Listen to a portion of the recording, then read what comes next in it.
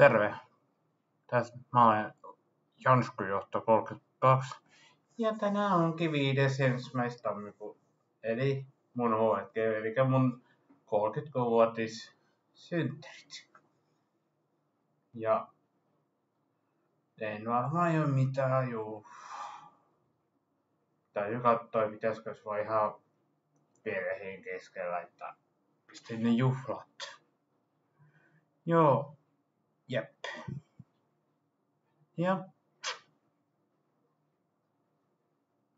Ja sit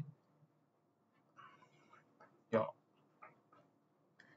Jupulis ja sitten tammikuussa sitä alkaa sitten mulla tulee uusi edunvalvoja, joka on neljänneksi yleisin. Mut en kerro sen nimeä.